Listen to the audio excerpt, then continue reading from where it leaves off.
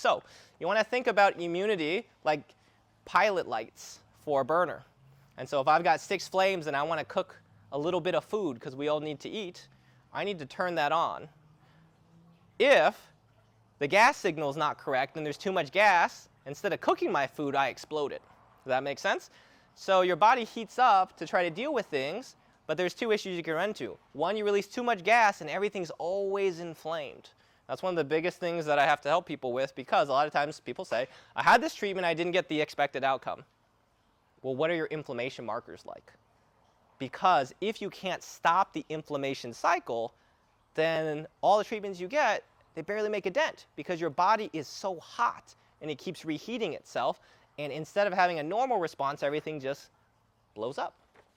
So we want to think about your immune system as something that needs to be not just active all the time or check. Now the other version of that is you can't cook any food. So imagine you got no signal, and when you turn it on, you don't got any gas. So then you starve to death.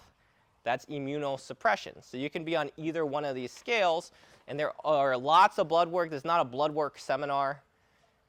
If you want a blood work seminar, we could have a blood work seminar. But there's Alzheimer's had markers for it, and they're covered by your insurance, right? I don't know if your doctors tell you this, but you can look at the different markers for Alzheimer's. You can look at different markers for autoimmune.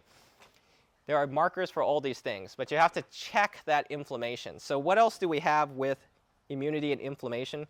Microbiome issues. So I talked a little bit about that. If you haven't heard this, 85% of your microbiome needs to be good bacteria. When that balance gets disrupted, then you start having more issues, okay?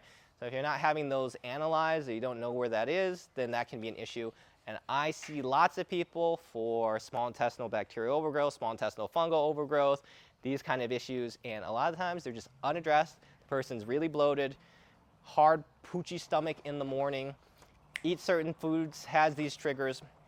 If you have that going on, you become very difficult for a practitioner to help feel better, because they may work on your back, but you sensitize all your nerve roots as soon as you blow up again. Does that make sense?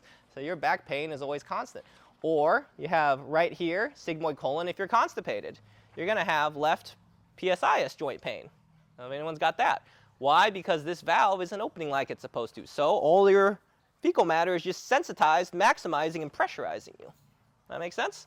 Okay, so you're going to have all these different things going on, and it's not just one thing. So a lot of times, like Aisha comes to me, and it's a good thing she takes really good care of herself, because she's easy to fix, okay? Because she's not all clogged up. That doesn't happen all the time. I have lots of people it's not easy to fix, and very simply because there's so much pre-inflammation, there's so much post-inflammation, there's so many lifestyle things, there's so many lack of nutrients. So you guys are very blessed that you're in a very healthy environment.